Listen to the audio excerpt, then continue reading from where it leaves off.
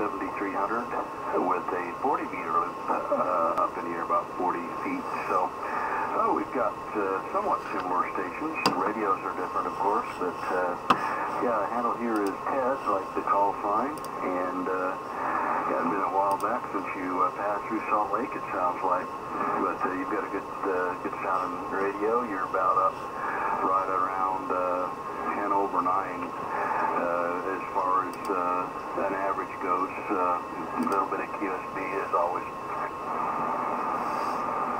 Okay, yeah, well, that sounds fine.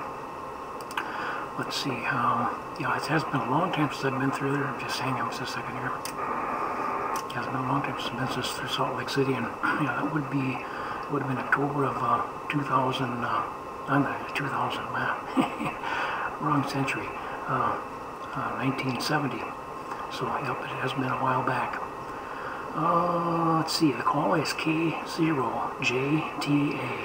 Kilo 0, Juliet Tango Alpha.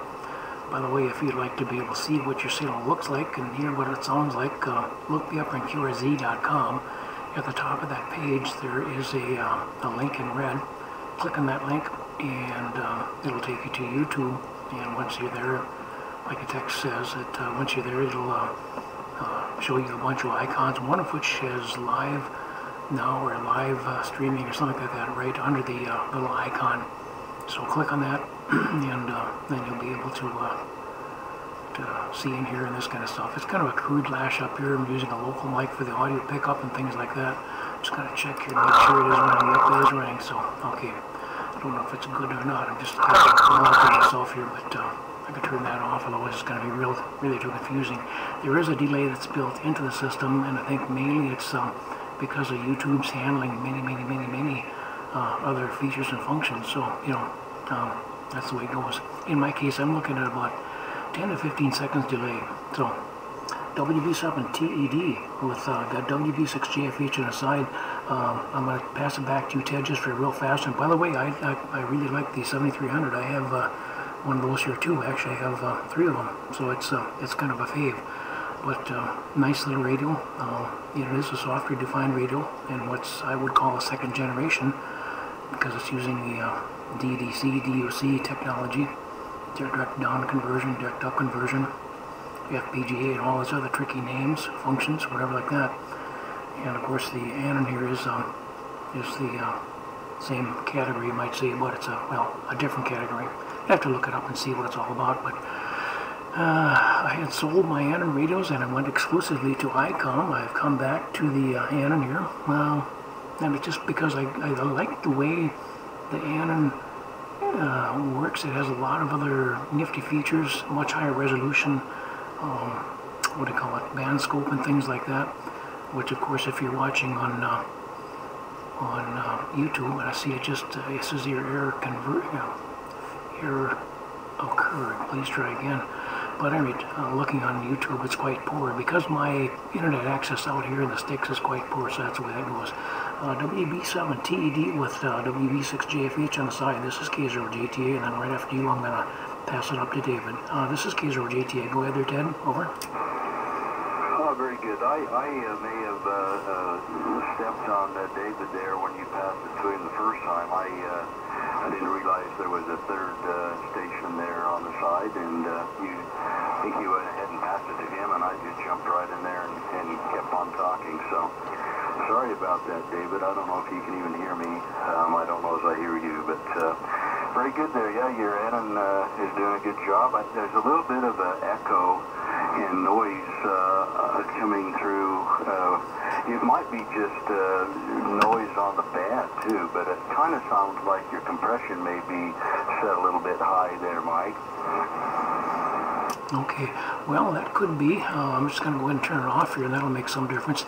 But I do have my monitor on here too, so that because in that case, then I'm able to record and play back, and when I play back, then I'll be able to hear the stuff. And the monitor's turned down, but it has to be on, you might say. Over. Yeah, that's probably what I'm hearing is the monitor, because I'm definitely hearing a little bit of a reverby, it's kind of maybe an echoey sound, but it's not bad. It's just, I just noticed it there. All right, well, I'll let you go ahead and turn it up to David, and then I'll be listening here and I'll go ahead and look you up on QRZ and see what you've got there. So thanks for picking me up, Mike, and you go ahead and see if David's still listening. WB7TED. Okay, real good. Yeah, I just took a real short recording. There's another feature that drew me back to the end in here. But here's just a short sample of how you're coming in here.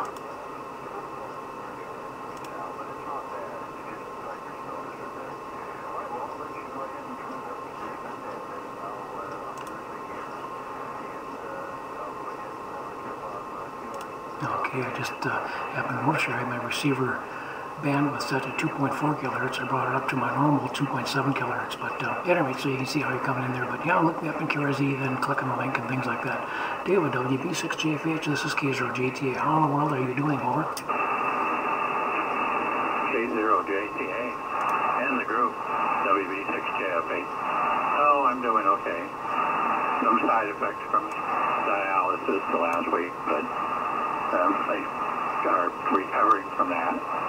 But, you know, it's part of the treatment. Can't have any treatment without dialysis, without some kind of side effects.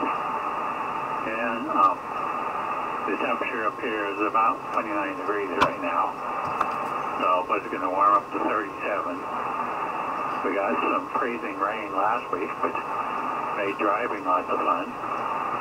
And so, that's about most of the things that are happening here.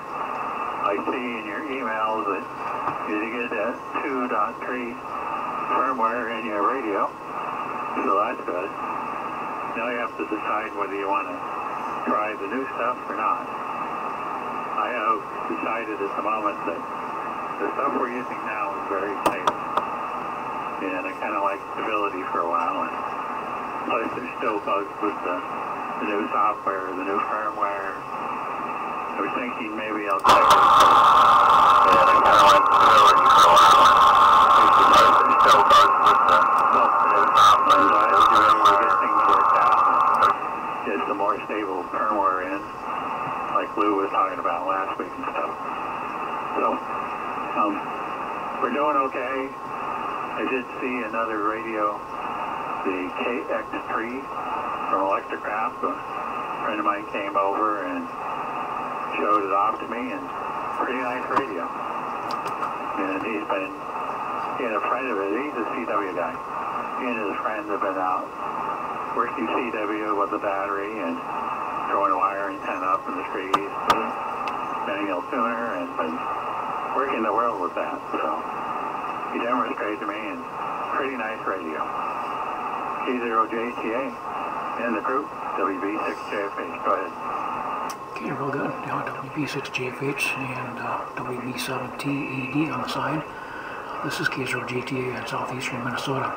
Sorry to hear about your dialysis side effects there. Yeah, that's a tough one, without a doubt. I might be revisiting some of that stuff here. Of course, you know that I went through well, I pretty well was checked out. I missed last winter because of the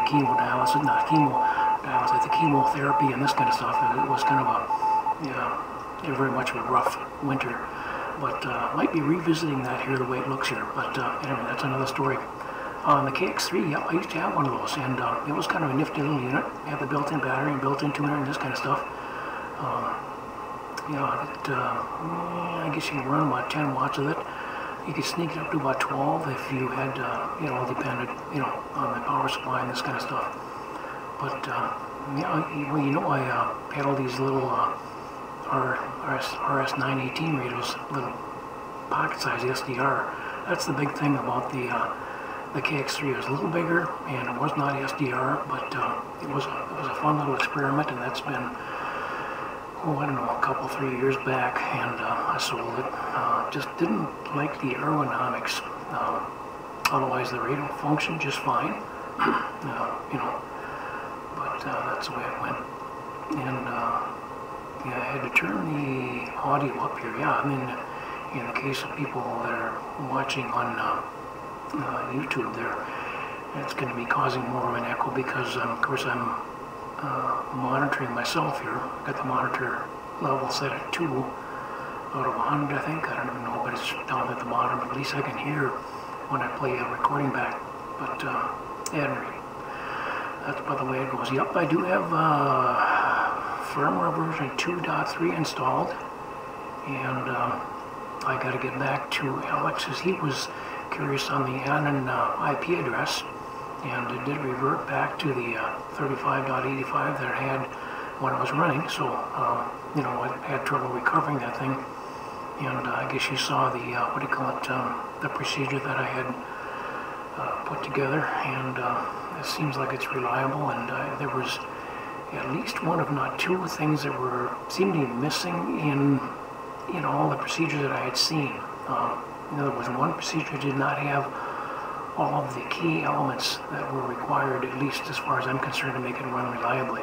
Of course, running, well, like, what is it, Lou was saying, and also George, K0JTA, you know, sometimes you have to try again. Well, I did try a few times, and I know when I first got the radio, of course, I had no identity, or I had no communication possibilities with the radio.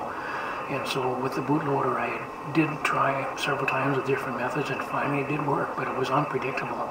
And now I think with the couple of steps that I've added there, as well as embellishing on the the wording, now it's quite predictably functional, you might say. So that worry's gone away. I always like to, whenever I make up a procedure, I tell people that I want to make it up so that my grandma, of course she's dead and gone by a long time, but you want to make it so grandma can actually do this if she has the ability to run a mouse and has some basic familiarity with a computer. I like to keep it simple like that and point out all the little things that are kind of assumed. And in the case of these past ones, there were a lot of assumptions, and that's the thing that was really, you know, kind of okay. But the problem is when the assumptions don't cover some things that are, you know, maybe a little bit too deep of an assumption, then it becomes a problem. And it can work, and I proved that, but it is a lot of trial and error, and repeated actions, and finally, so for some reason, just for the timing or time of day or direction I'm facing, it would function, but it was just really difficult, that's all.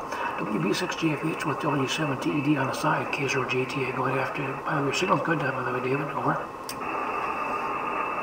K0JTA, WB6JFH. Oh, very good. Yeah, when I had problems trying to update the non-10, you know, the problems I had with that and stuff, and finally I had to use the bootloader and rename the file to the METIS, I think that's how it's pronounced, METIS, and all the problems, and then finally Doug came along, you know, the firmware guy and the repair guy for, I guess, most of North America. Anyway, he sent me a procedure, and that worked fine. So, yeah, you're right. It's kind of technical enough that if you're not familiar with what you're doing, or have some idea what you're doing, it's going to take several tries. We did it. But this one, mine, it worked the first time when I upgraded from, I got the radio, had 2.1 in it, and then I upgraded to 2.3, and that one is smooth as silk, so. And I used the bootloader for that, and I know there's a lot of issues with both of them, so it can make it kind of difficult. So I see it's 10:30 my time, so let's just start the net, see other people. I can't hear the guy down south of me. I can hear just barely a voice in the noise, but can't really understand or copy it. So K0JTA, WB6JFH, go ahead. Okay, real good. WB6JFH and the SDR net. This is K0JTA. I'll call this net in session at this particular moment. We've got to get a couple things that I just wrap up on here first, but yeah, real good on the comments and this kind of stuff. I did not see Doug's procedure, and his procedure, you were mentioning renaming of the file. That was one thing that was missing until I finally found one person's opinion on this, or one person's procedure, which had that little piece. And of course, there was another piece that I forget what it is now that was missing from this other key element, and by the combination of all these things, then I had success. It was instant, it was easy, and it just flat worked, and it was repeated on another, a whole other computer, Matter of fact, I think it was using Wi-Fi. Yeah, so it works well as long as you have the right stuff in place. And of course, in my case, I did not. Okay, let's see. I'm going to pass it back down to the Ted, and just we're going to get it. The net is kind of underway. It's supposed to be starting here at 12:30 my time here, or local time here in Minnesota. So that would be 18:30 Zulu or 17:30 Zulu, depending on daylight savings time. Ted, I'm going to let you just make another quick comment here, and then I'll get the net underway. It's not much of a net, by the way, so don't think you have to sidestep because of all the huge amount of traffic. WB7TED, K0JTA, and the SDR net. Over. Okay, Mike. Yeah, I can still hear you there, but conditions are changing, kind of fading in and out a little bit, QSB. So I'll let you go ahead and start your net, and I'll listen here for a while and see what I can hear. But conditions are changing, so you have a good day if I don't talk to you again. And thanks for answering my call. WB7TED. Go ahead, Mike. Real good, Ted. All right, yeah, your signal's dropping down too. That's rather, well, maybe not surprising, but I mean, it is dropping down, so that's the way it goes. No big deal. All right, CQ, the software-defined radio net. This net usually meets at 12:30 local time here in Minnesota. I see it's a little bit beyond that, 12:32 and a half about, but anyway, close enough for our local needs. This is just an informal gathering for people that might have an interest in software-defined radios. That is not a prerequisite, of course, but it's just, it's kind of like the prime topic, you might say, if you've already seen demonstrated from David, and of course, WB7TED, he's got a very, very fine SDR radio with the IC7300. So, David, you're in the group, whether you know it or not.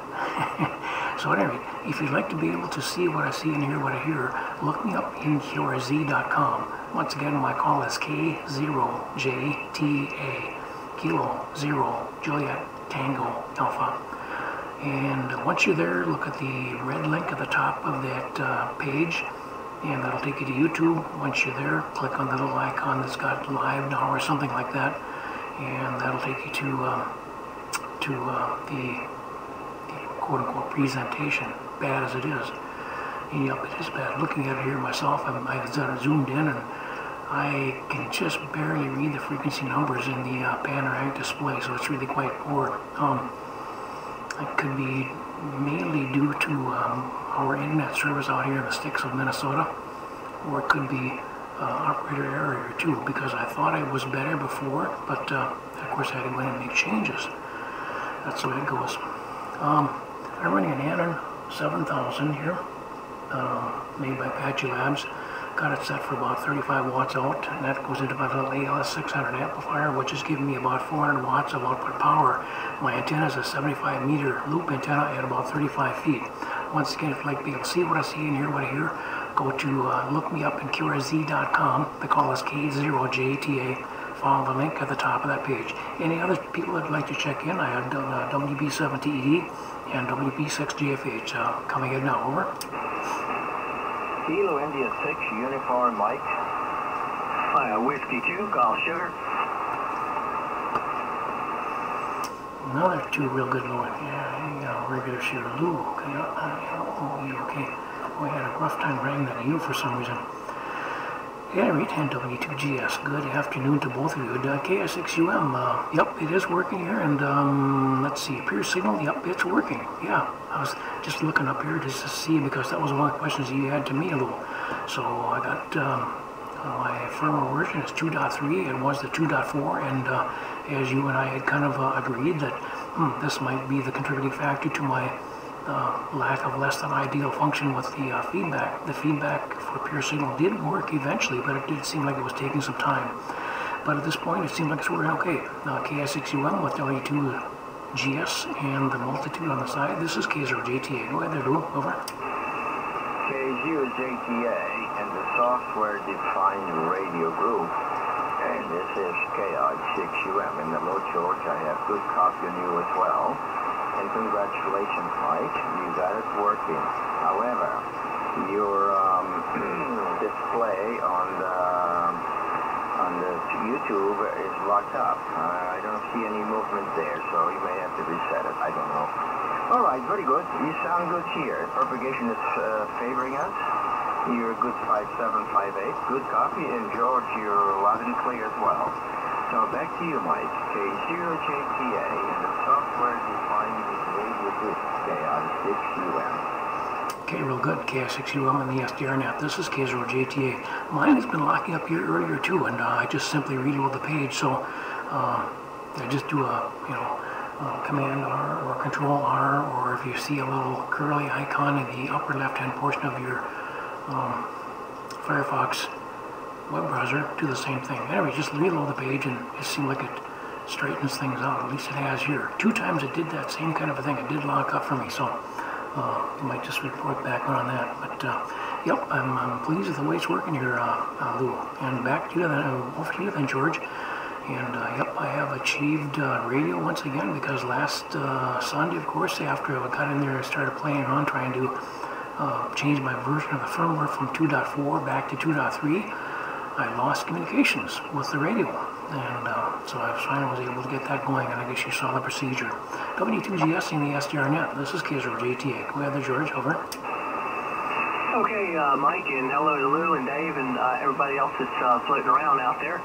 This is Whiskey 2 Golf Sugar. And yeah, fine business, Mike. Yeah, I got my problem with pure signal straightened out. I had the wrong attenuator in line and couldn't understand why it wasn't working. And once I got the right attenuator in the feedback loop, it started working quite well. So it's just a matter of I don't know, holding your mouth right and get the thing to work. And let's see, you said you have you're using the 2.3 firmware, and I guess that's what I'm using right now. I didn't even realize there was a 2.4 out there, but after all the trouble you had with it, I don't know if I'm interested in in uploading to that. I don't see a whole lot of advantage right now, Mike. And Lou, you're coming in here, S9 from California, and Mike, depending on where the antenna is, you're also coming in here very well. So let me turn it back up to you, Mike. Whiskey 2 Golf Sugar.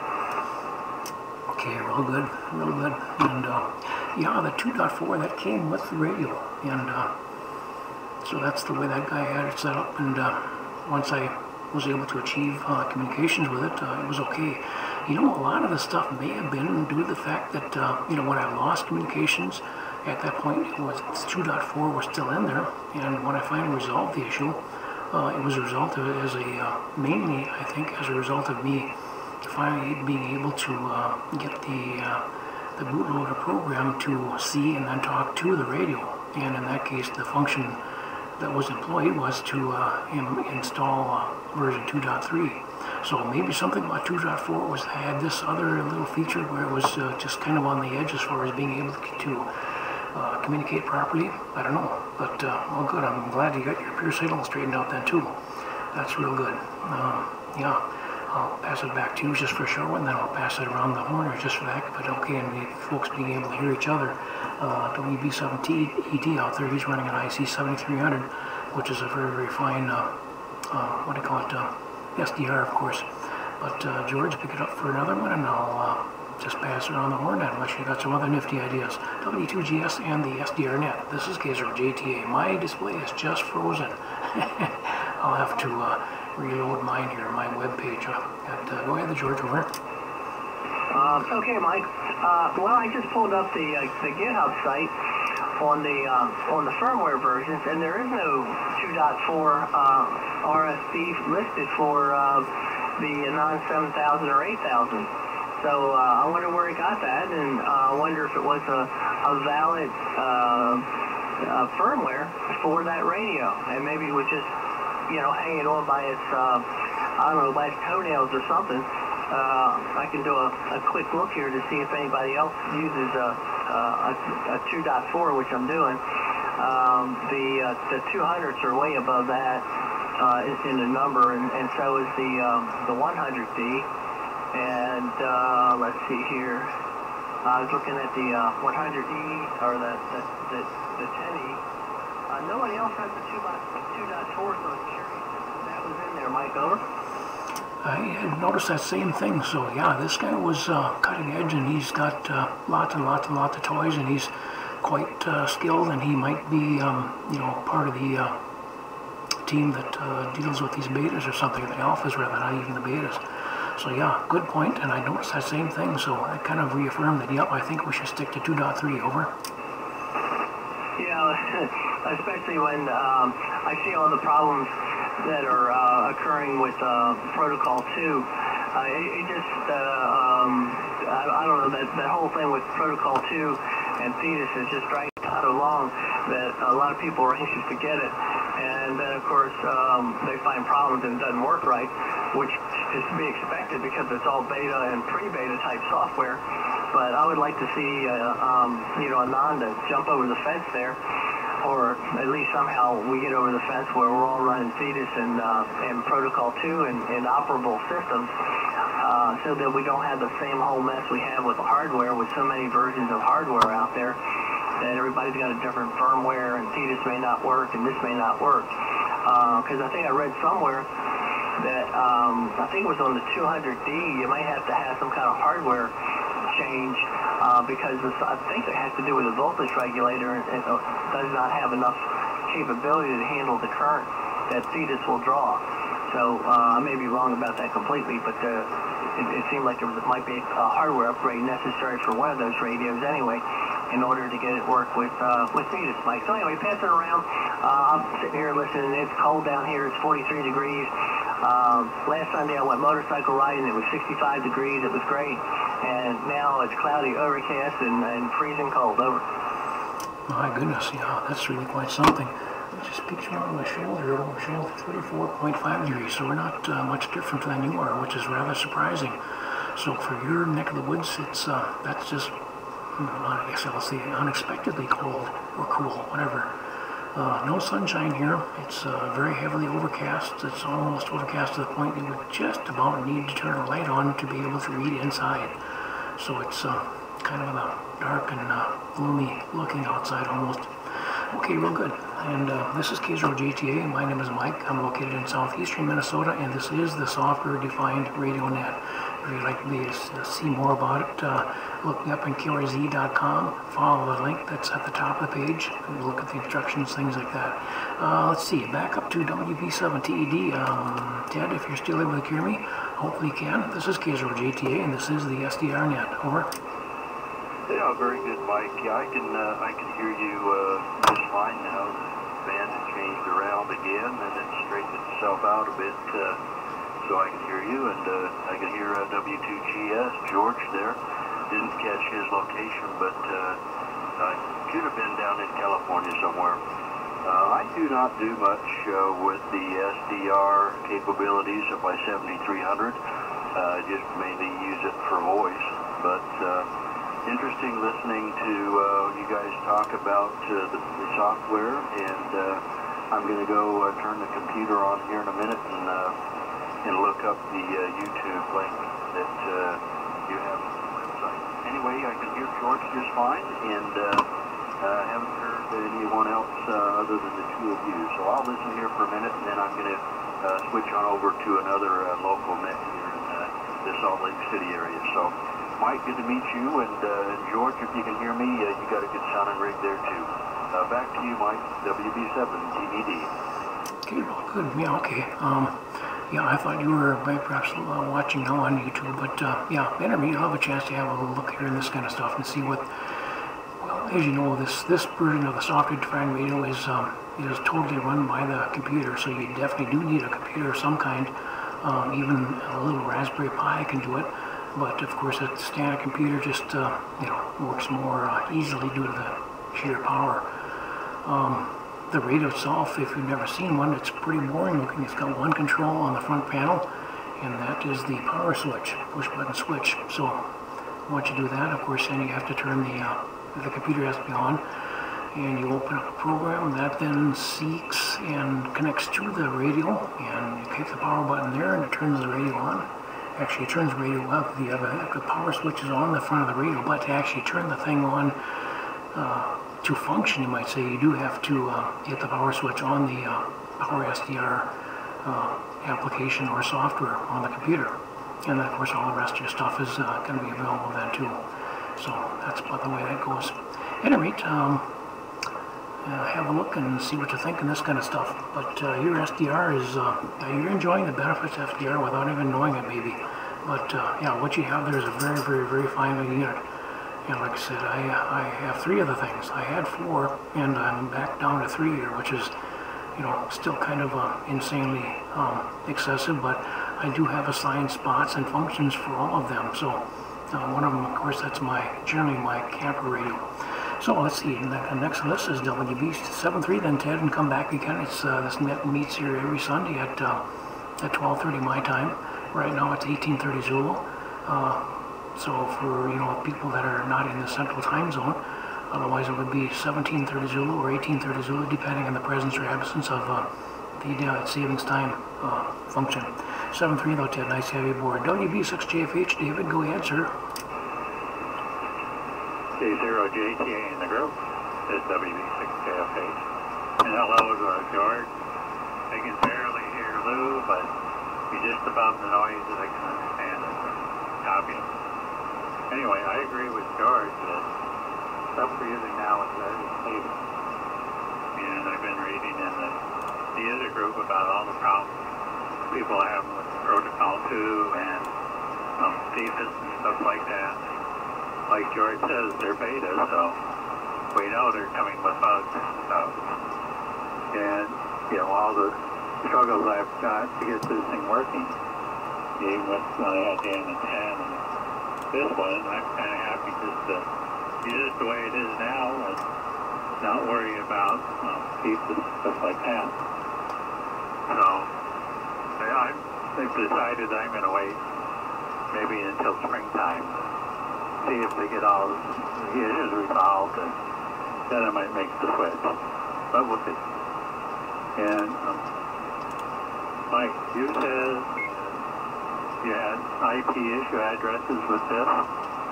So can I assume that you're running a radio through a network and not connected directly to the computer, like I have done? Because I don't have a network. It's just computer and radio. And then, did you see somebody mentioned that Apache Lab, you're going to have a 7000 Mark II, and they're going to have a built-in computer. There's been people asking, well, you know, what kind of board it is, what processor they're going to use and all that, and so far I haven't seen any comments back from, you know, Apache Lab and stuff, so that might be interesting, but I'm sure it's going to cost a little bit more money, and we don't know what firmware or what software they're going to use.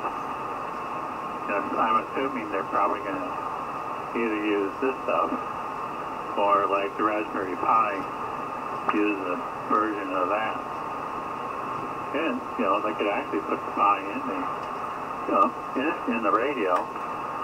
And we know John is working on both the Linux version of the software and the Raspberry Pi stuff. And so he's trying to get as many features of the Pi as he can with the available horsepower of the Pi. So it'd be interesting to see how it works out, but I'm probably not going to change. I'm satisfied with what I have now and probably will stay with it for quite a while. So, hello to everybody, and we'll turn it back to the net. K0JTA in the group, WB6JFH, bye. Real good, David. WB6JFH in the SDR net. This is K0JTA, Mike in southeastern Minnesota. Yeah, that new 7000, I forget what the title was. In my case, my 7000 is the DLE. I don't know if that stands for Delta Echo Lima. Really tricky soundings, but I still call it my ANN 7000 because so far it's the only 7000. So, but the new one's not going to have a different suffix or whatever you want to call it. And yeah, it's going to have a built-in CPU. Well, let's see, on the user group, I think it was, that's where I'd seen some information about that because people were asking questions. And actually, Abby had come in with a point-by-point response to one person who had about, gee, I don't know, 8 or 10 questions on the device, what kind of computer, how it's going to be interfaced, and this kind of stuff. But it's basically going to be an NUC, a NUC I call it, the little tiny computer, but it's going to have HDMI output and things like that. Basically just going to be, I suppose, internally connected via the Ethernet. Not really sure about that. And as far as my connection, yeah, it is running through a network here. My network here in my house is kind of outlandish. For example, they say, for example, that if you have a router, you have one router per enterprise or whatever like that. And so by attaching a router to a router, that's a no-no. Well, in my case, I have a router hooked to a router hooked to a router, which is a huge no-no as far as the general impression, you might say. It did take some effort, but everything works nicely. But in my case, even when I was trying to program this lost 7000 when I first got it, and of course when I did something there, which I broke it here last Sunday, I tried hooking it up directly from the computer to the radio. Didn't work. I had another computer, a Lenovo laptop with an i5 processor. Tried hooking that up directly and things like that. Of course, uninstall the software, fresh installation of software, restarting, all, you know, just on and on like that. All the comments and all the functions were, you know, taken to the extreme, you might say, but I just wasn't able to do it until I had both of the required missing elements, you might say, from my previous procedure. So I, even like I say, even running via Wi-Fi to my local area network and then to the computer, it still works just fine. So I did have to cut the, I forget what it was now, there was a rate that I had to cut down.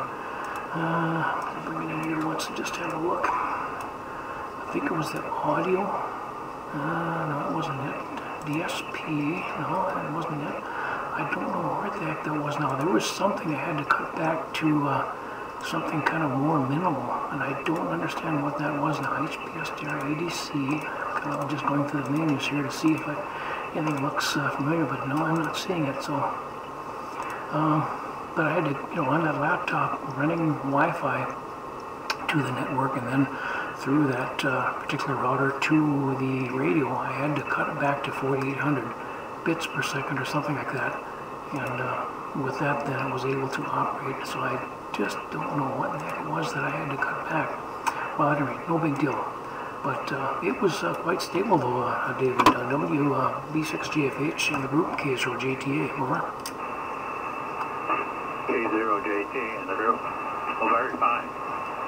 I just noticed that over the years, people that try to do updates through a router system or a network seem to have more problems than people that have the radio connected directly to the computer and stuff. And anyway, the other thing I wanted to comment on is I've expanded your pan adapter and you look really clean, just like George does. And then I don't have enough signal for Lou to see that, but when we could talk to him, he looked really clean too. And when you were having the problems, you had some artifacts or some splatters, whichever term you like to use, it's the same thing. And now you look really good. And are you using the CFD stuff? You've got that set up too? And it looks like it is, because you're pretty flat on the top. You're getting the highs and lows right about in the same area. If you're going to be working CX, you might want to attenuate the lows a little bit. Apparently those people like to have the highs. But anyway, your signal looks really good, so it must have been that 2.4 stuff that messed things up. And like George, I looked it up and I can't find it anywhere, so somebody tried something and apparently it wasn't working really well. So back to you. In fact, to K0JTA in the group, WB6GFH. Okay, real good. WB6GFH, K0JTA. Yeah, I see that I got a lot of those in there, more than I should have, and that's rather interesting because I do have my equalizer here set to to kind of drop those down. Matter of fact, the lowest here, I'm seeing that, actually I should bring this off to the side here so I can see it, but I'm just going to drop that down even further and see if I can make that happen here. Just, there's a 250, bring that down, that does help. And the 2,000, I'm at 8,000, not going to make any difference, but let's see, the 2,000's up the top, and the 1,000, just right, bringing that up here, that does help to some degree. Boy, that's a nasty looking progressive staircase, if we want to call it that, as far as my equalizer. If you're watching online, you can see that it's really strange looking, but it does smooth it out better. So, but that's about as good as I can do. But I see now at the bottom end, I'm really missing a lot. So maybe I should be bringing up that 250 just a little bit. 1, 2, 3, 4. Yeah, that brings it up a little bit there. But I don't know. I'm not sure. Yeah, I think I'll leave the bottom out there. But yeah, interesting observation though. WB6JFH and the STRnet. K0JTA. Over. K0JTA. WB6JFH. Yeah, I could see on the planet after your changes, you made the signal here look a lot uneven when you tried to lower the low end and stuff. And now you're looking pretty good again. You sound really good. If you want, I can make a recording of your next and play it back so you hear what you sound. But it looks good. It sounds good. Last week you were pretty rough. Kind of rough around the edges. I could see some of the splatter. So you're good. Can't talk this morning. You're good to go.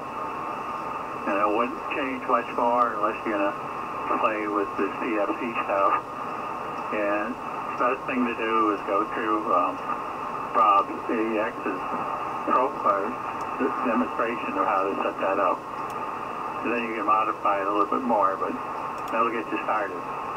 Because there's a whole lot of steps to set that up, and I still don't know if I've got it totally right, but the place I did say I sound really good. I might tweak it a little bit more, but maybe not. Maybe I just stay satisfied with the performance and leave it at that. So back to you, or back to the group. K0JTA in the group. WB6JFH, go ahead. Real good. WB6JFH and the STRnet. This is K0JTA. STR group, whatever like that. Bunch, Renegades, yep, whatever you want to call us. I did find that other area I was looking for here, that if I was going to be running the radio with my laptop via Wi-Fi in the setup and then general and, not general, in audio primary, I had to set the sample rate to 4800 to make it work properly. Otherwise it was chopping up pretty bad, and of course the Wi-Fi bandwidth and this kind of stuff is not terribly good. Mainly because I guess we're dealing with a really old computer, that little Lenovo. I think it's about 2012, 2015, something like that. And that's, I don't even know, maybe that may be being generous about that. But I did have to turn the sample rate from the, well, right now I'm running 192,000 rather. I had turned that down to 4800. And 48,000 rather, and then it would work. So in this case I'm running 19.2, which is, still kind of on the moderate side, but yeah, it's good enough. And basically, as far as I understand, it's going to affect how much of my bandwidth I'm going to be able to see with my radio, and well, it just simply fits my particular needs and uses and things like that, so I'm happy with where I am. And there, I'll change something there, I'll change it back to one of the presets. But, yep, better rate, no good. Let's see. Moving on, then we got Lou, Mr. Lou, and thanks for your help, by the way, as far as the online help, as far as I forget what we were dealing with there. I guess it was, yeah, we were attacking that 3.4 issue. And Lou, are you not running 4.3 rather? I'm not sure now. Yeah, anyway, KS6UM and the SDR group, K0JTA. Go ahead, Lou, over. K0JTA and the software-defined radio group, KI6UM.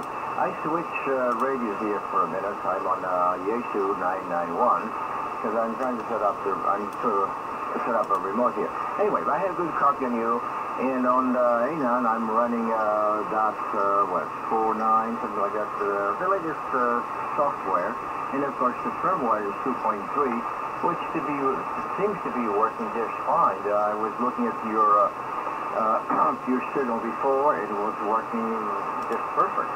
So things looking good there. A lot of effort there, but congratulations, you accomplished that. See, you were a bit discouraged for a while, but you accomplished whatever you set your mind to. All right, back to you, and I'll be listening out. K0JTA in the software-defined radio group. This is KI6UM. Very, very good, Lou. KI6UM. This is K0JTA. This is the software-defined radio net. I did, okay, and you're changing the radios, yep, I could tell it, and basically you're missing a lot of eyes with this radio. If you watch on the display, if you're watching there, you'll be able to see that, but I'm going to play back what, just a short snippet here of your last transmission with your Yaesu. You said what it was, but I'm sorry I forgot, but here it comes.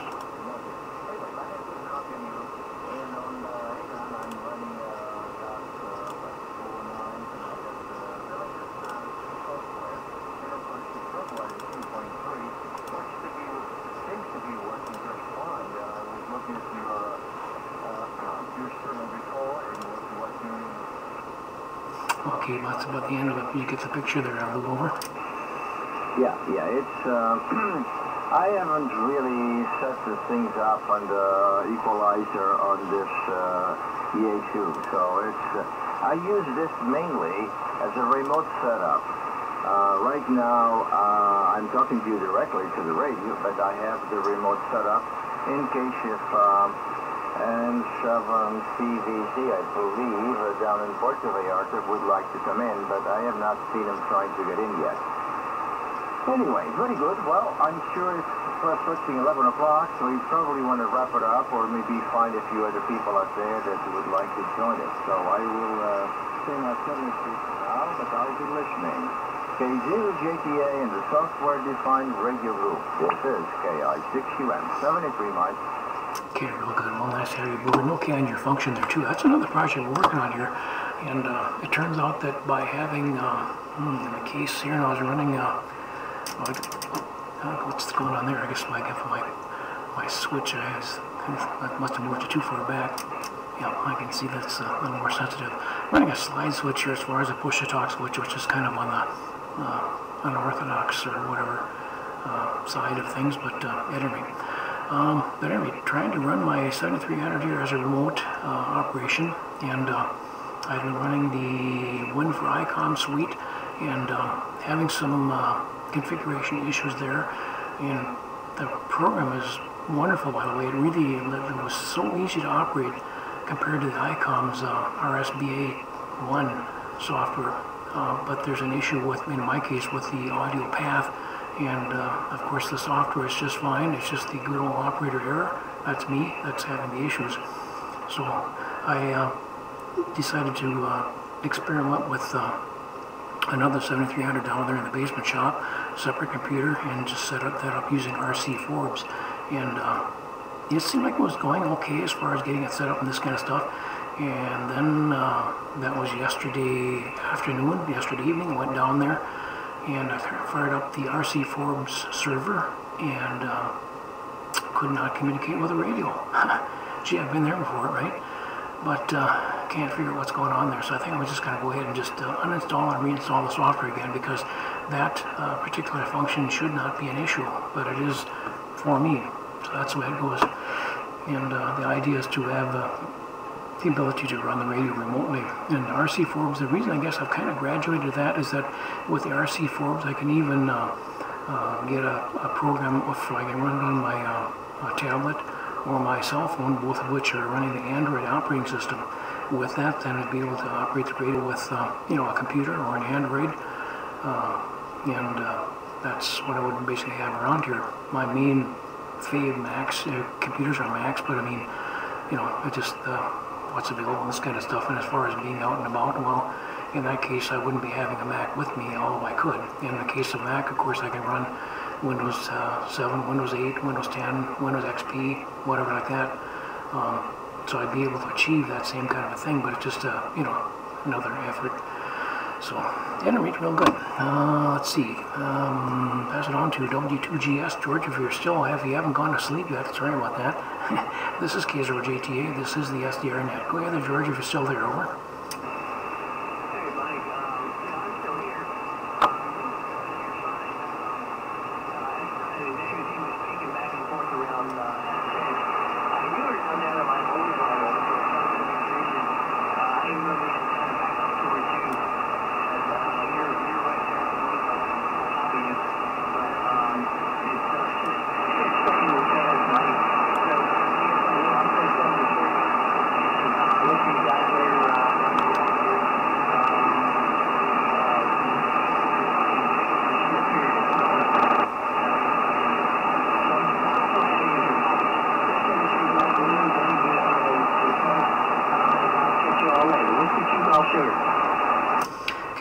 K2GS, K0JTA.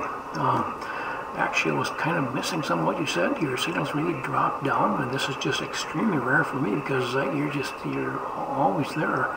Matter of fact, if I hear nobody else, I can always hear you. So it's just interesting what's going on there. But anyway, kind of lost you there. Let's see, I had some comments. Doggone it. Sounds like I'm embarrassed, but I must be honest, I forgot. Oh well, that's just the way my feeble brain works. But I'll say 7.3, thanks for being aboard and this kind of stuff. Always nice to have you there. And I think you're running version 2.3 as far as your firmware on your 8000.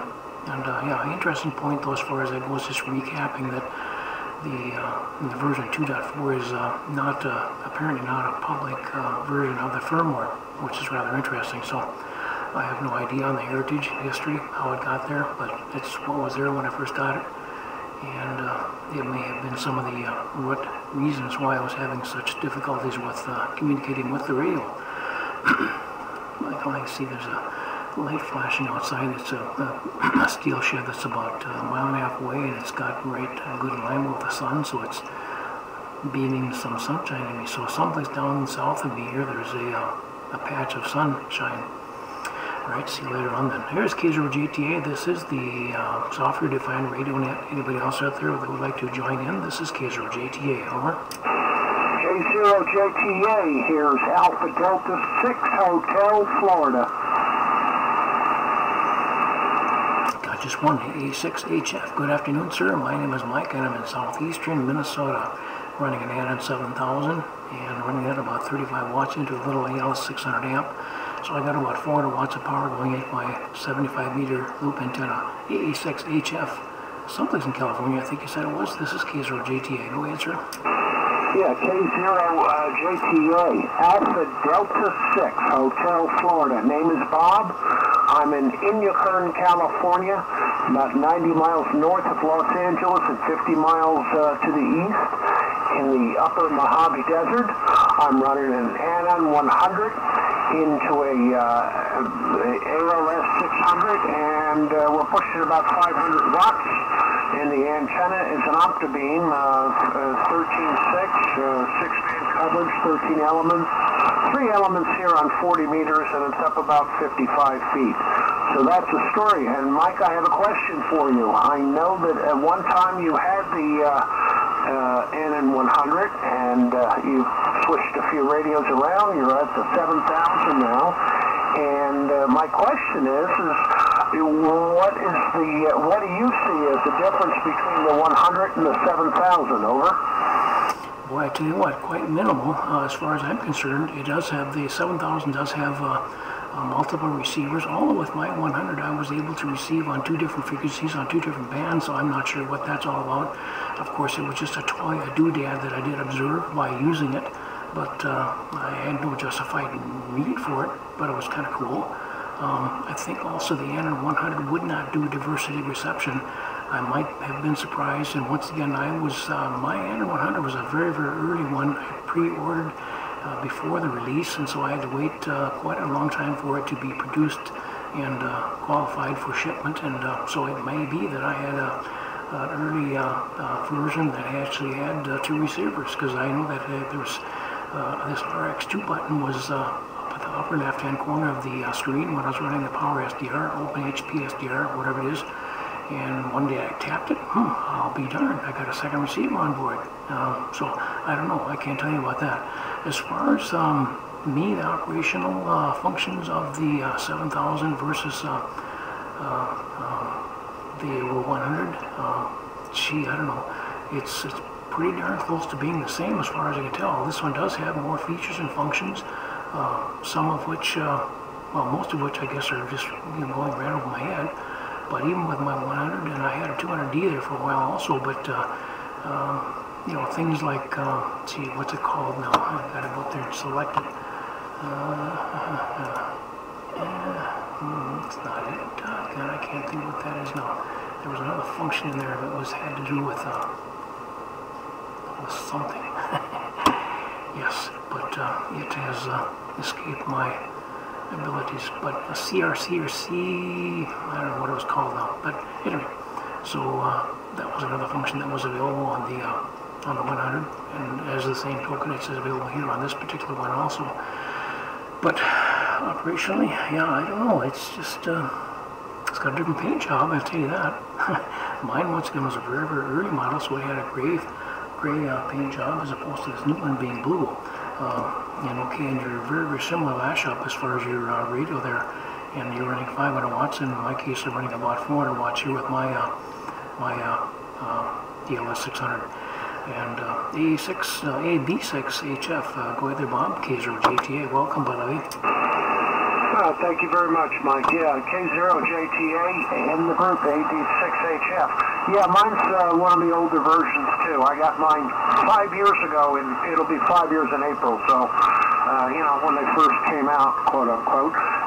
Also gray, and works just fine. Works just fine. They offered the 100D, when they said the 100D would be coming out with diversity, but at the time I was living up in the San Francisco Bay Area, no property around, so I didn't envision having two antennas to do with diversity. Now I'm on 2.5 acres down here in the desert, so I have the room to do that. So I'm giving it a little thought. Not much, though. Not much, because I can make this 100 do everything I wanted to do, and it surprises me how I can pull signals out that I'm not supposed to be hearing. Very pleased. Another satisfied customer, to say the least. So 73s for now, Mike and the group. This is AD6HF. Okay, real good. I didn't look at your estimator, but I think you must be pushing up there pretty darn close to S9. Not real sure about that, of course. But very nice signal. Yeah, it's your 100 is it's a keeper. There's no doubt. I know that. Well, when I had my 100, I did buy a second Anon, and it was the 200D. Wonderful radio, but most of the features and functions and abilities just went right over my feeble head. So I sold it, and I stuck with my 100, and there was something that was kind of interesting that I thought was actually kind of a flaw. In the case of the 200, for example, if I would hit RX2, I think there was something, and of course it was probably the way the antenna filters and this kind of stuff was set up, but I wasn't able to make the RX2 function as easily as my 100. Of course, now I was actually using the same software, but quite possibly some different settings. I just don't recall. I just don't recall. But anyway. But yeah, the 100, it's a keeper. There's no doubt. Just a small matter of the what do you call it? The paint job. So if you get used to that, you're fine. Oh, I've got a phone call coming in. I don't know if you're going to be able to identify yet. So I don't recognize it. So just going to let it sit there, I guess. Yeah, all right. I'm not sure what else to say about that, but yeah, I think what you have is just a fine radio. The 200 and the 200D rather, and the 7000 on up the line. They are more. They're nicer, but let's see what the message says here. No, nobody talking, so it's nobody I know, obviously. It did hang up. Yeah, at any rate, that's all I can say. I think what you got is a good radio, though. Just stick with it, and you'll be happy. As far as that goes, it all depends on your needs and this kind of stuff. If you're a DXer, where you're running split frequencies and things like that, which I have done just to see I can see how it runs, I don't have a need for it. I'm just basically a rag chewer, so I'm just a pretty low-key, low-need operator, you might say. AD6HF, Alpha Delta 6 HF. This is K0JTA. Go ahead. Okay, K0JTA, AD6HF. I'm going to jump out of here, Mike. Thank you very much for the information. Yeah, I am a DXer, and I use this on split all the time, and it works just fine. Just fine. No complaints at all. So 7-3 for now, and we'll look to work you again. This is AD6HF, 73. Real good. 7-3 then. I'm going to play back a short recording just to let you know where you're coming in. Here it comes. Thank you very much for the information. Yeah, I am a DXer, and I use this on split all the time, and it works just fine. Just fine. No complaints at all. So 7-3 for now, and I can hear that echo in the background there too. That's because I'm running my monitor, and it's set at 2, and yeah, it's causing some just random borderline of feedback. Sorry about that, but my lash up is just really crude here. There's enough of a battle getting the video so it would be presented into the YouTube system, and the audio was another thing that I just could not achieve, so I just used a local mic here, so it's quite crude, obviously. Sorry about that. Okay, 7-3 then, Bob, AB86HF, K0JTA, 7-3, over. Yep, you gotta go on the invented. Anybody else have anything for the net? Any further check-ins? Come ahead now. This is K0JTA. This is the software-defined radio net. Over. Kilo 5, Romeo, Sierra Tango. K5RST. Very interesting call. K0JTA. Go ahead, sir. Good afternoon. I just heard you in there talking about the SDR radios. I've got the 7300. I've had it about a year. I'm still getting used to it, all the little quirks and things of it. But what kind of radio are you using? I'm running on Anon by Apache Labs. It's an Anon 7000. The full name is Anon 7000 LTE, I guess it is. LTE? No, I don't even know. Whatever. It says in the front panel here, maybe, if I can bend down far enough. The thing is sitting outside. DLE, Anon 7000 DLE. If you look me up at K0JTA.com and go to the topmost link on K0JTA.com for my call, K0JTA, it'll take you to YouTube. From there, you'll be able to see the front panel, you might see, of the radio, which is, basically a screen presentation of my computer here. But I did make a short recording. Your 7300 sounds really nice. Here it comes.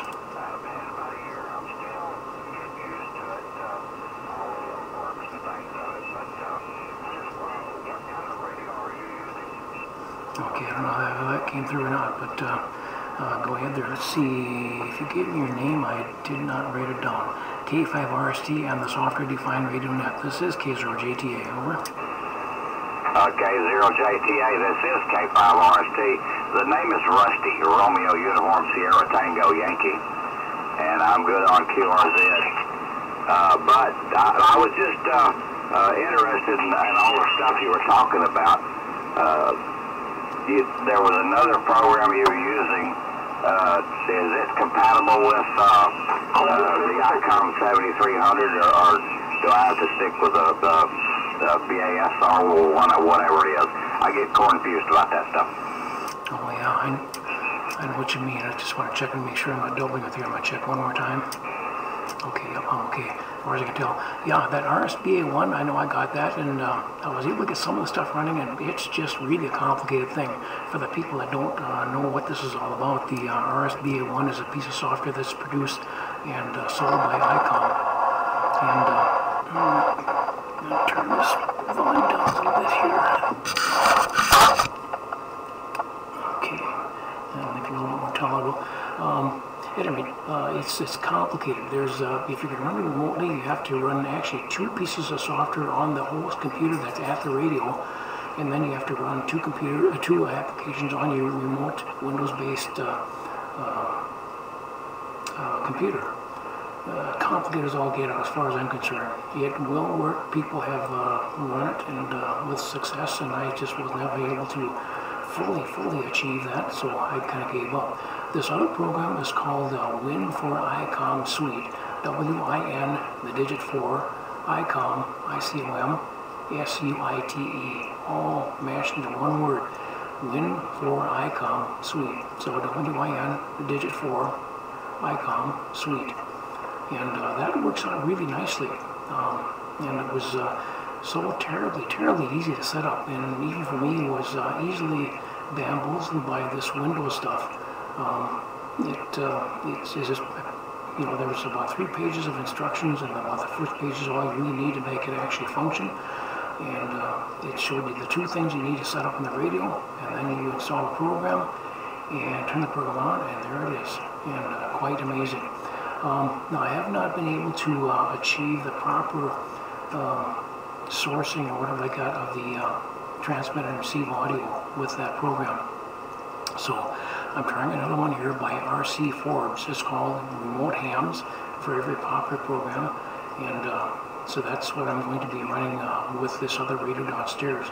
And again, I've lost identity or communication with the radio for some reason. And I'll easily say that it's due to the good old-fashioned operator error once again, so that's the way it goes. But so the three would be like what you're talking about there, the RSBA one. That's just kind of unfortunate expenditure as far as both money and time. And then the next one would be the Win4ICOM Suite, WIN, the digit 4, ICOM Suite. That's only $50, by the way. You can download it and run it for the full operational program for 30 days. But it's only $50 for the thing. And I was so impressed by the way that when I first got it, I downloaded it and installed it and made the two settings in the radio, plugged the radio into the computer, and there it was. You know, I was just so impressed and pleased. I immediately purchased the thing, and it's not looking back. The other one, R.C. Forbes, by R.C. Forbes, is called Remote Hams, all one word, I think. That one, I think, is going to be better because there now I can use my Android devices remotely, even like a cell phone, this kind of stuff, and I can run the radio. That's something that I don't think the ICOM program will run, pretty darn sure. And I'm quite sure the Win4ICOM won't run remotely on anything but a Windows machine. So the nice thing about the R.C. Forbes program that is called Remote Hams, that one can run on multiple platforms, which is really interesting. And it appears to be quite popular. There's quite a few stations like that up here in the state of Minnesota. So, at any rate, whoops, K5RST. Steve, this is K0JTA. Go ahead. Okay, well, we just about lost connection.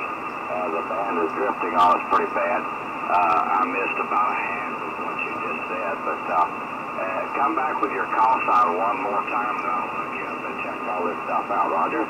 Okay, the call is K0, Juliet, Tango, Alpha, K0JTA, over. Okay, Roger that. Yeah, I want to check into that and see, excuse me, what I can do. I'm just running the 7300 barefooted on a 127 wire at about 30 feet. I'm kind of interested in getting some more on the SDRs. I also run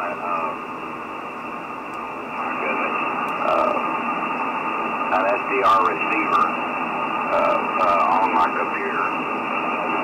Right now because I'm having trouble with the connector that cuts out the SDR receive when I transmit.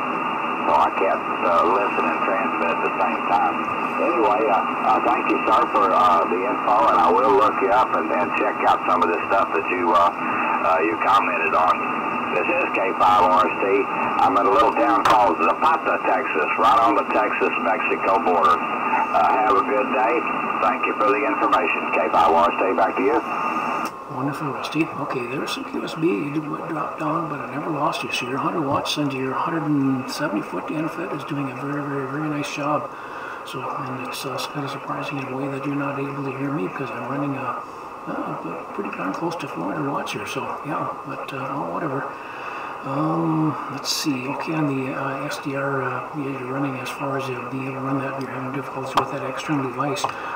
Yeah, on my web page, not web page, on my QRZ presentation, there is information there about how I had used an SDR receiver. Actually, a total of 4 of them that I've been messing with.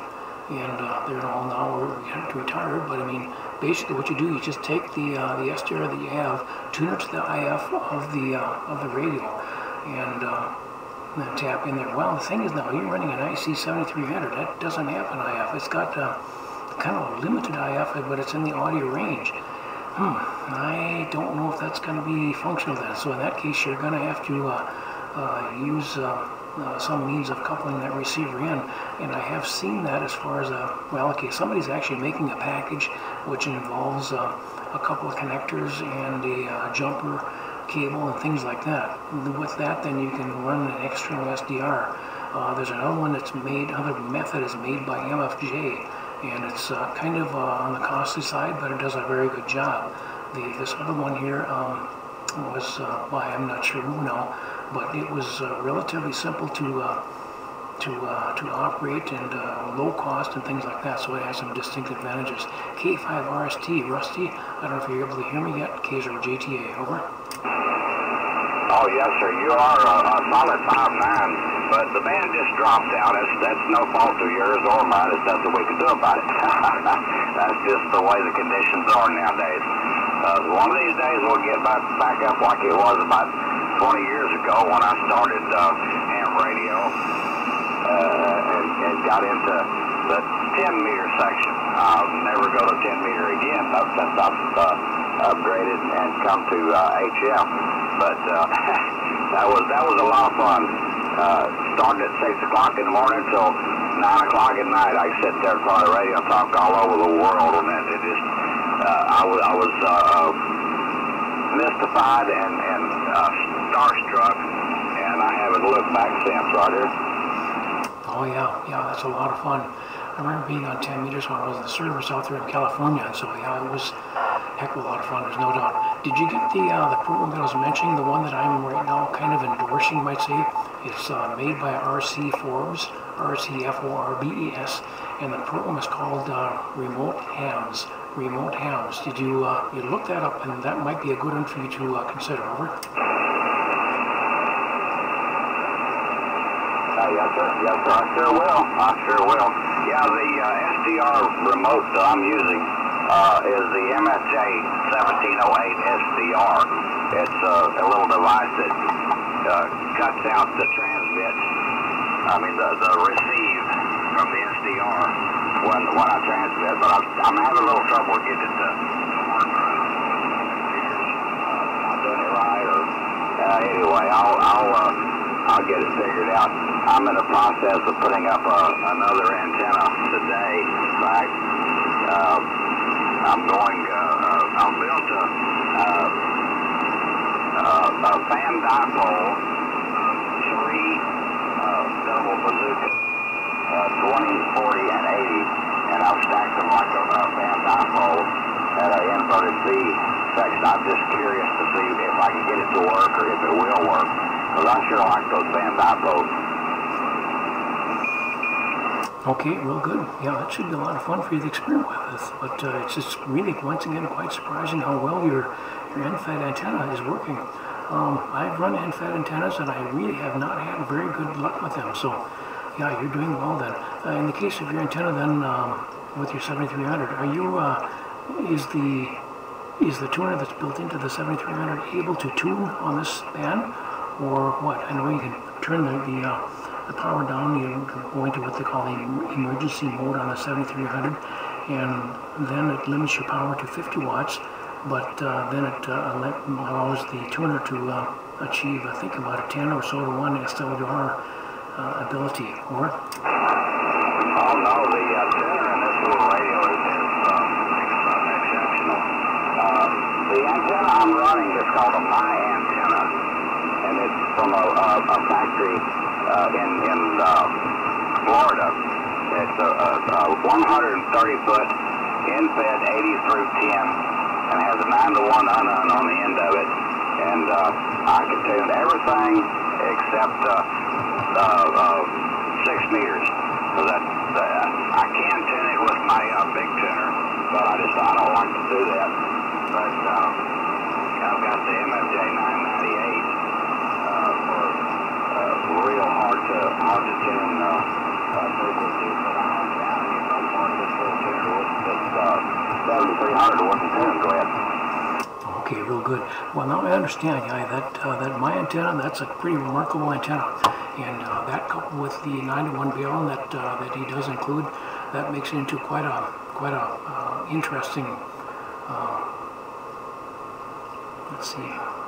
I'm looking at my notes, I just happen to notice there's quite a bit of stuff on the chat window here as far as the YouTube presentation. But anyway, no, I completely lost my thought. My goodness, that didn't take much. But yeah, mission accomplished. At any rate, okay, on the MFG 998, I do have one of those here, and that's what's in use at this particular point because I'm running a Anon here with about 30-35 watts into a little ALS 600 amplifier, and that's giving me a good solid 400 watts of output power. But yeah, my antenna, that's a pretty remarkable antenna, and I can see why. Another good reason why it's working, because in my case I was running end-fed antennas, but they were just the traditional homemade ones without proper consideration perhaps of the grounding position, placement, and even existence, things like that. So in my case it was just, it would work, but it was never terribly good. K5RST on the SDR net. This is K0JTA, over.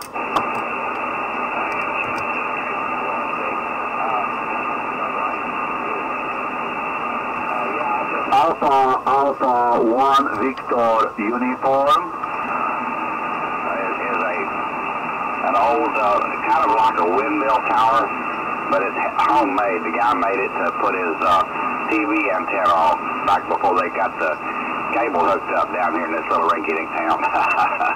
But and it is grounded very sufficiently. So I grounded my center lead to the old tower, I guess you'd call it, and then go from there. The only bad thing about, the only drawback about this antenna is it is tuned for the lower portion of 80 meters. It doesn't, most every other band I can go without using the external tuner or even the internal tuner. Like right now I'm not using it. I'm doing about 1.2 to 1 SWR without a tuner on 20 meters. So that's one thing I like about this antenna. But I can fix the 80 meter portion by placing a diode in the middle of it. So I don't want to go to all that trouble. You have to hang it down and cut it and yada yada. So I just turn my tuner on. But like I said, it's been an exceptionally good antenna.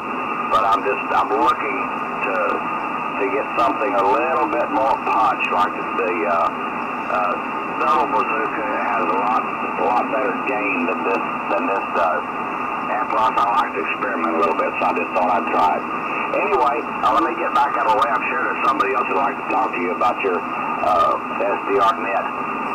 Thank you very much for the conversation and the information. I will look you up and we'll see what we can do.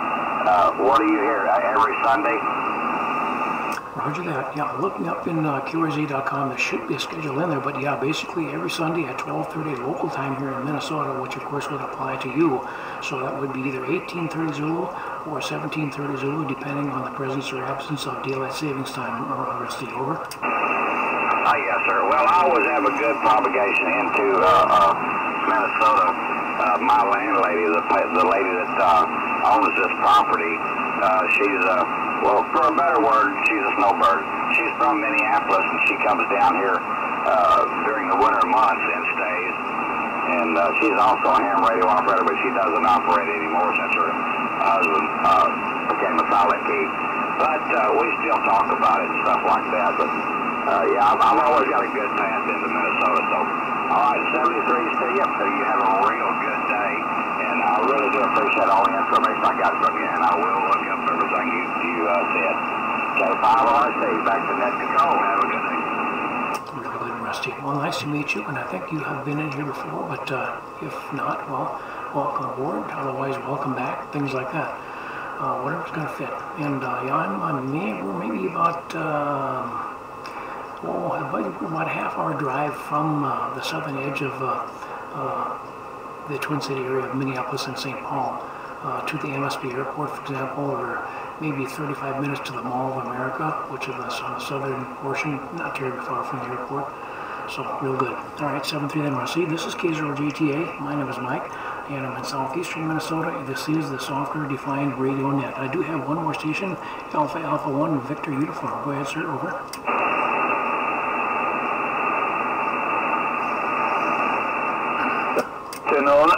This is Alpha 1 Victor Uniform. My name is Marian, again, from Cumberland, Rhode Island, and I have a short question.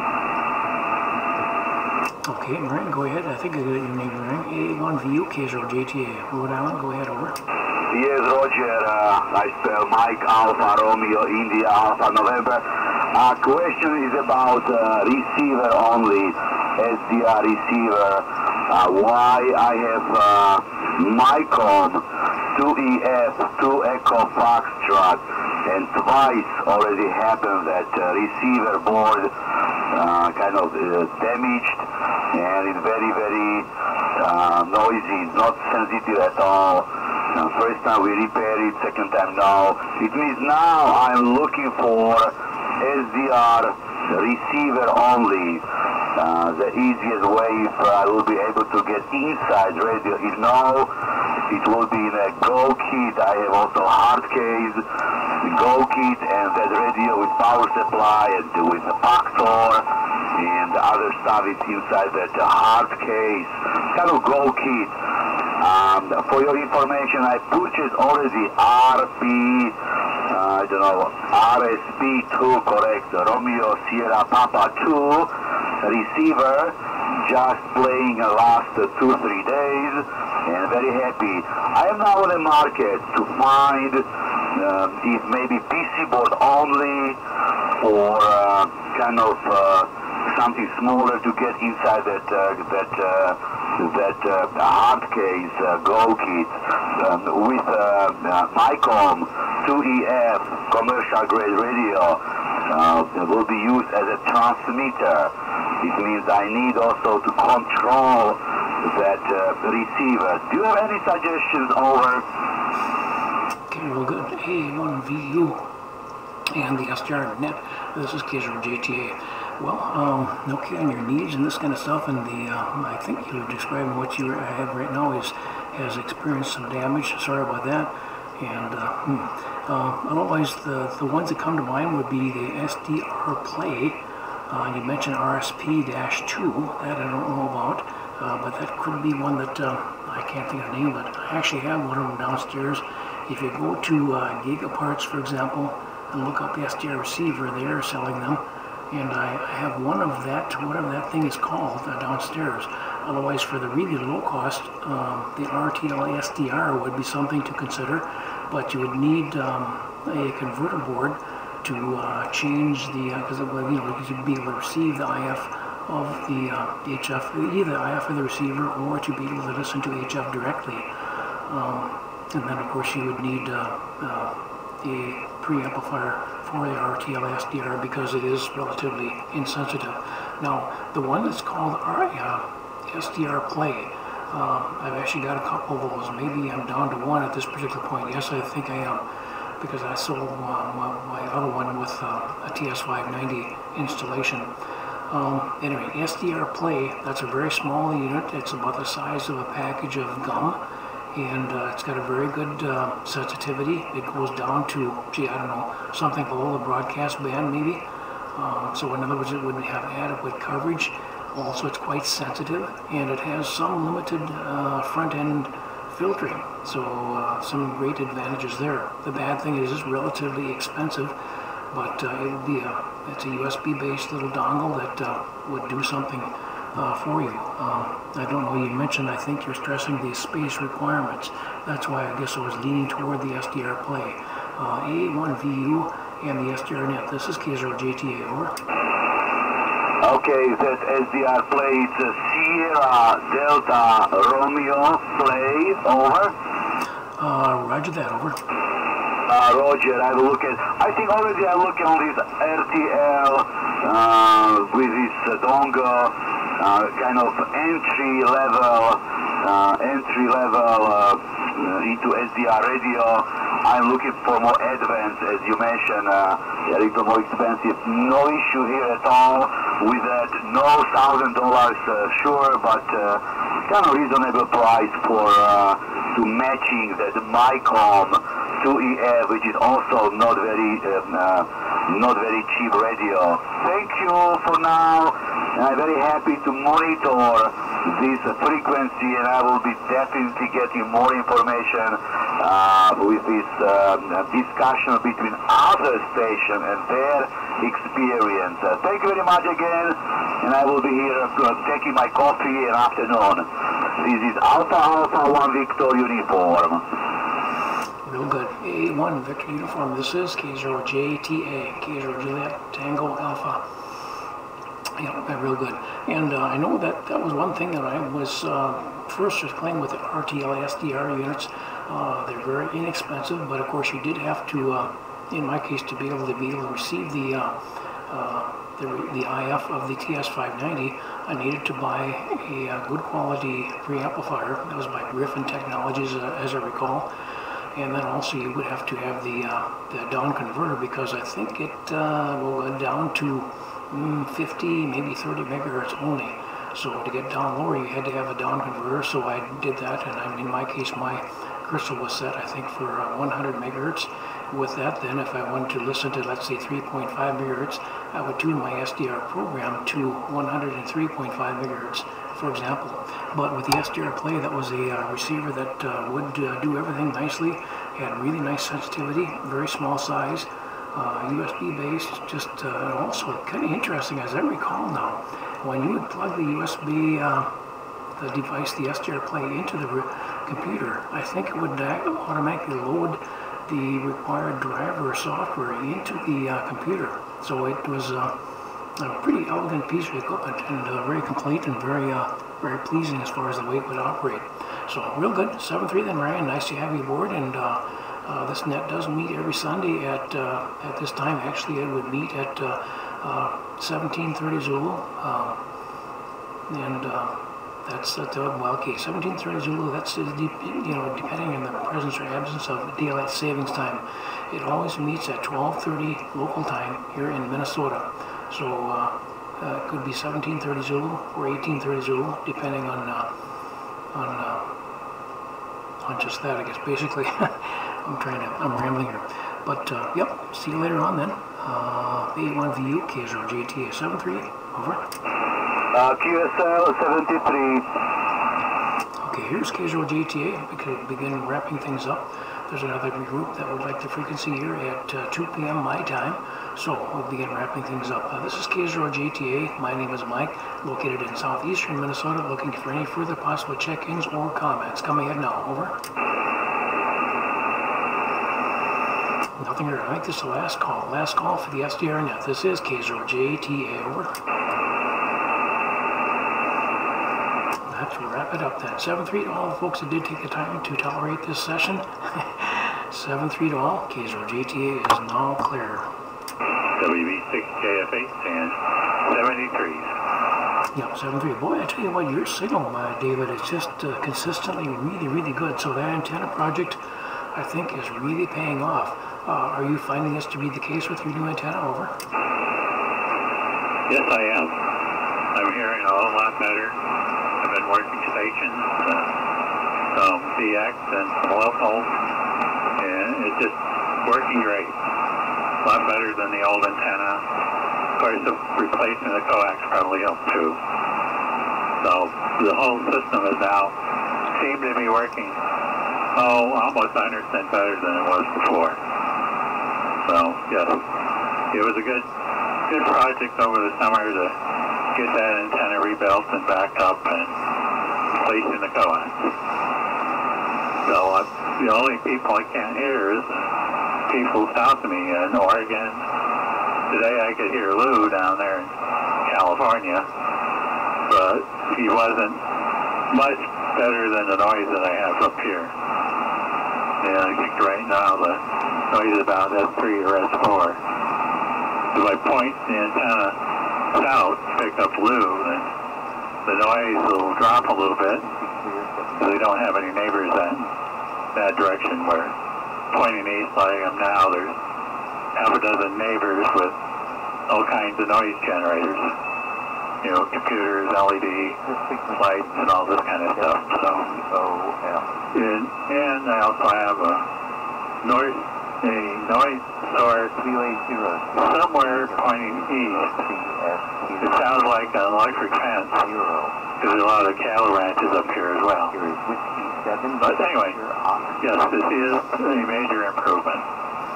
And your signal is constantly S9. Delta 7, please stand by. K0JTA. It was a constant S7.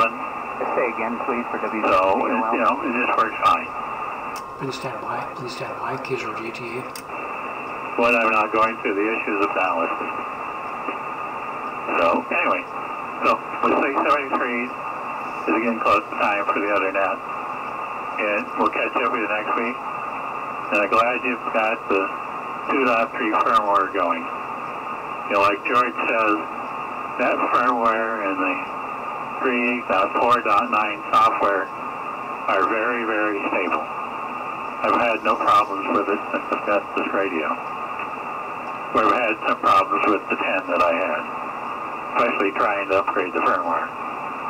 So, anyway, we'll say 73s and catch up with you next weekend. K0JTA, WB6JFP. Have a good afternoon.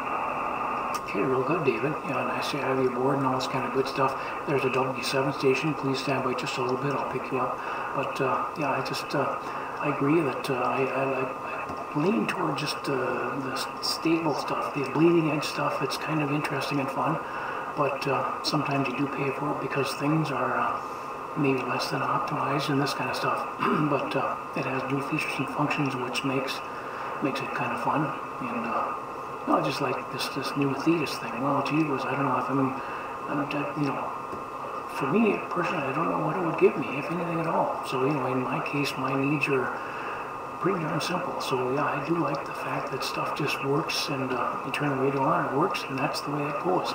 So, okay, let's see that. There's a W7 station that was on frequency. You're not terribly strong here, but my name is Mike, and I'm located in southeastern Minnesota, chatting with a guy, David, WB6JFH, who is in the western, northwestern part of the country. The W7 station coming in. W7 station coming in. This is K0JTA. Over.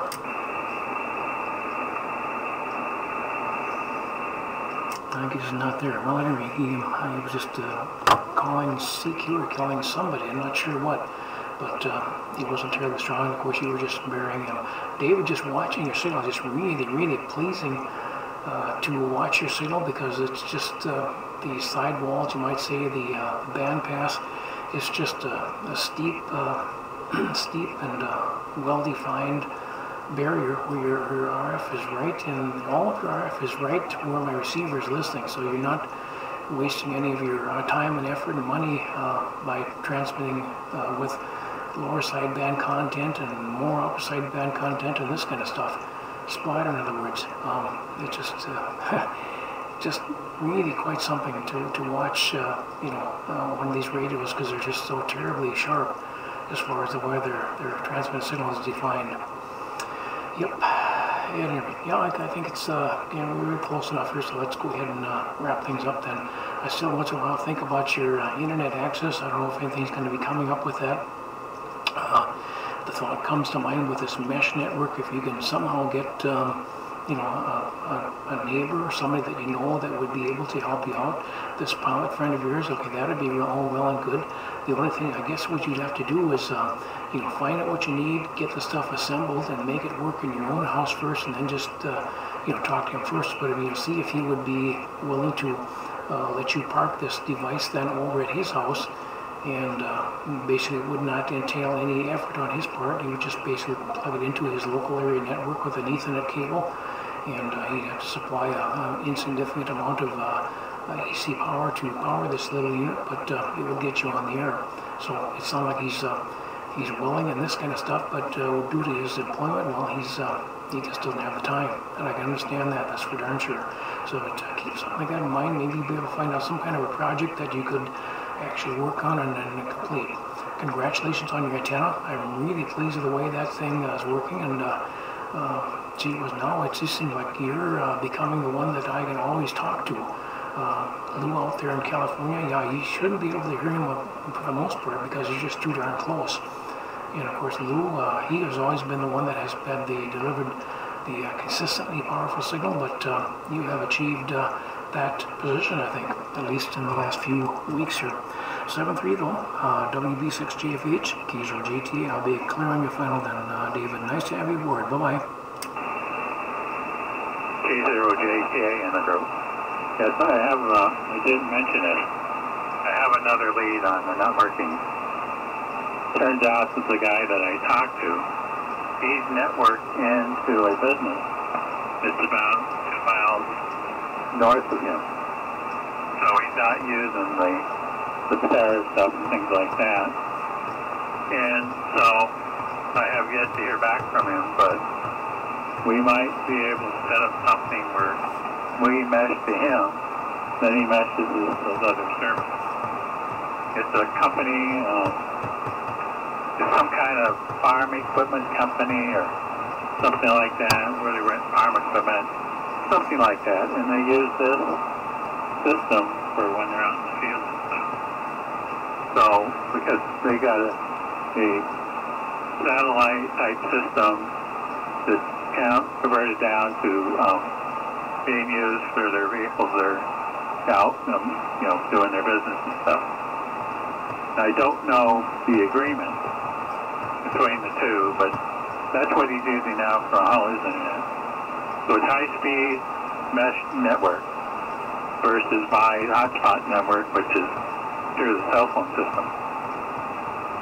So I'm just waiting to get connected to him so we can talk about it and see if it's possible. I still have a lot of trees and a hill between us and may not be able to work, but if we can talk about it, maybe we can get it to work. So that's the latest update on that. Waiting to hear back from him. He'll be in a pilot. He's gone a lot. It's kind of hard to get in touch with him because of all that stuff going on. Anyway, so it's a possibility. K0JTA, WB6JFH. We'll catch up with you next week. Is this week I might have an update on it. DOL? Have a good afternoon. Roger, frequencies in use, K0JTA, thank you. Okay, David, real good. Yeah, and we're going to be vacating this frequency, by the way, because there's another net that wants to use it here at 2 p.m. my time here in Minnesota. So just in a few minutes. But excellent news, though, as far as your neighbor, pilot friend, Abraham, that is linked to a business. Okay, and as my question was going to be, is this linked? Agreed to. So apparently you don't know about that. I was thinking, well, it'd probably be better to go through your pilot friend rather than just go to this business and present yourself. You might screw things up for everybody. But who knows? But the thing is, if you can get some kind of association with this, my goodness, that would just be wonderful. And of course, if you could throw something into the kitty there, which would then make your presence a little more welcome, boy, that'd be great. So, real good. All right, 7-3 then. Keep you posted, and good luck on that. Just do pursue it. My goodness, I'm just really excited about it. I'm probably more excited than you are. Son of a gun. 7-3, K0JTA is clear. Bye-bye. Okay, Mike, yeah. I'm excited about it, too. We'll see if we can make it work. K0JTA, WB6J, 73, then have a good afternoon. 7-3, K0JTA is now clear. Bye-bye. Frequency is clear, K0JTA.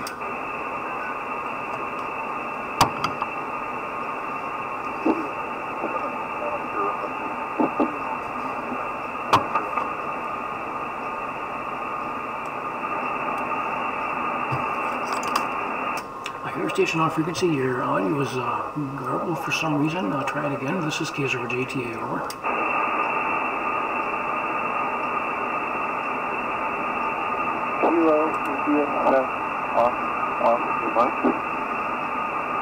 Okay, it's really weak here, but I'll play back what I got. It's better now, but it was garbled before. But here's what I'm able to receive. Here it comes. Okay, I wonder if that came through. I wonder if that came through at all for you. Over. All right, very good. This is Kilo, India, Officer Mike. My name is Richard.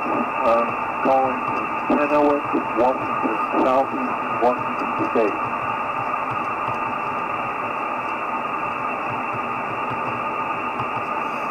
Okay, KS6 Oscar Mike. Richard, good afternoon to you. My name is Mike, and Okan being Southeast eastern Washington state.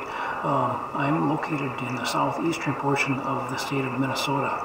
KI6 Oscar Mike, K0JTA, over. Great. Minnesota. I don't get Minnesota very often. So this is Kilo India 7 Oscar Mike. Okay, sorry about that. KI7 Oscar Mike, K0JTA, over. Very good. You are 5'9", here in Washington. 5'9" Washington. I'm operating an Icon 7300 watts. Okay, real good. Not wildly strong here again, but you're getting better. I'm just going to play back a little recording. Here it comes.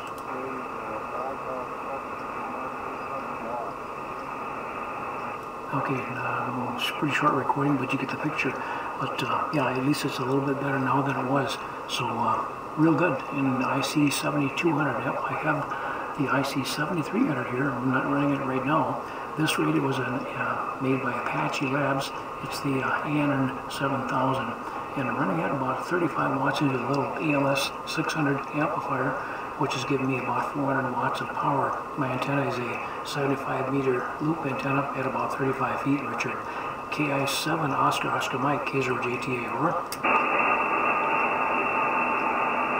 Yeah, sounds like a pretty good setup. I have the 7300, and I'm running an alpha antenna, military whip antenna, portable whip. Okay, now are you running a 7300 or 7200 on your whip, over? 7300, 7300. Okay, very good, yeah.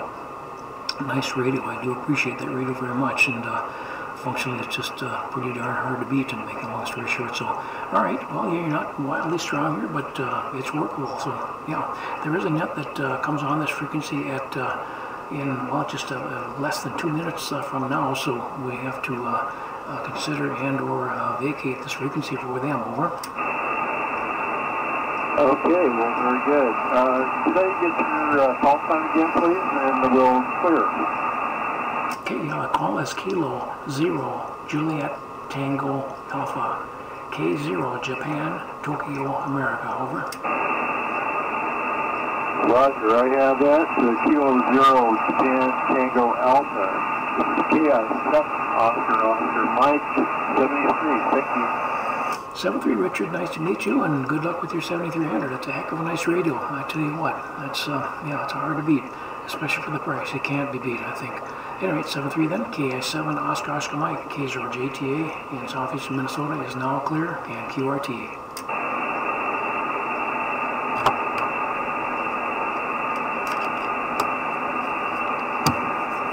WA0CFQW7BOL.